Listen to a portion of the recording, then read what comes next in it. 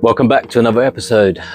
We're doing the drift car, aka the Ford Capri, the Mk3 Capri. On this episode, we're welding the diff. We're installing a hydraulic handbrake. So that also means disc conversion from a drum brake system. So this should be an exciting episode. Watch our time lapse as I narrate you right through it.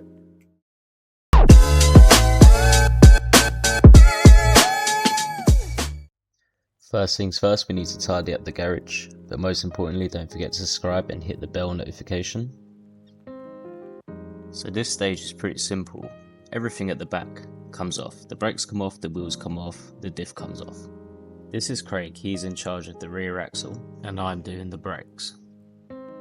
The whole drum system can come out and be binned. We don't need this part anymore. With the drum brakes disassembled, the half shaft now can come out. Well, this is on the right hand side so far. Now that the rear diff is dropped down, we're having trouble removing the left side half shaft. If you've never seen two chimpanzees try and crack open a coconut, this is a great opportunity to witness it now. So we've got to remove the old gasket, the old silicone, and empty the old diff fluid.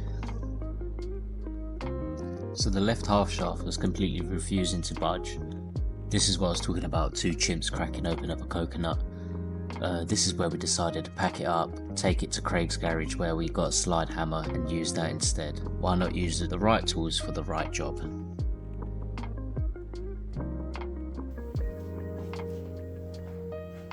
Just because you've given chimps the right tools, don't mean they know what they're doing. But however, in our case, we persisted and we prevailed.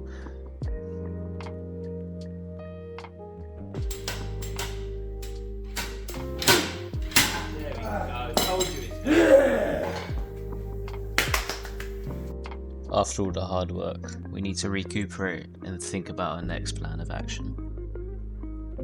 We need to get the diff up into a nice comfortable position where we can start cleaning it in preparation for all the welding.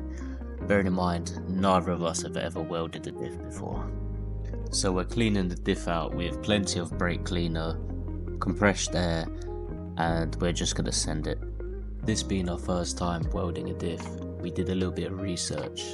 We've welded in 2 plates on either side of the diff and welded up all 4 corners of each side of the diff, should I say. Hopefully this makes it strong.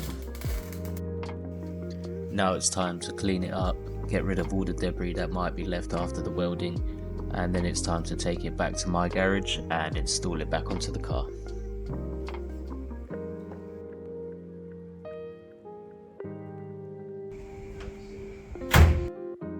Now that the diff's back at the garage, we reassemble it, put everything back the way we found it. We need to seal up the diff with silicone sealant, basically prepare it for filling up with oil and reassembling.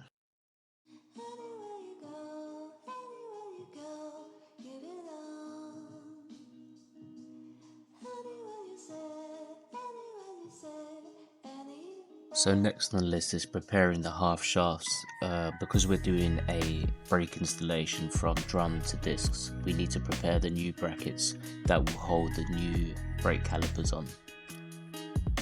After installing the diff, basically back in reverse of how it came off, we wanted to check that the new plates for the brakes are running true the disc brakes once they're on. Here we added a bolt just to make sure that there's no warp in the disc or the plate and everything is sitting true. And it seems like it's working just fine.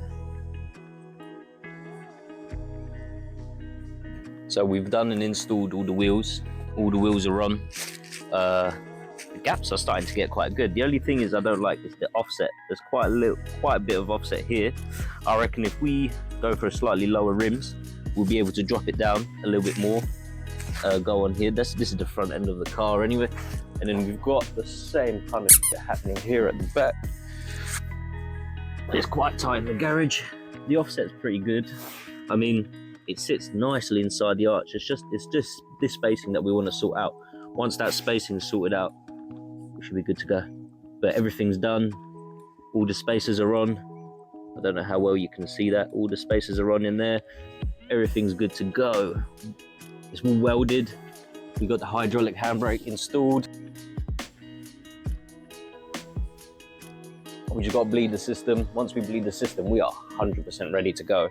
The weather's nice and greasy outside. We've got puddles, so it's pretty much low horsepower, no wire tear, no low horsepower, no tire wear, not wear tire.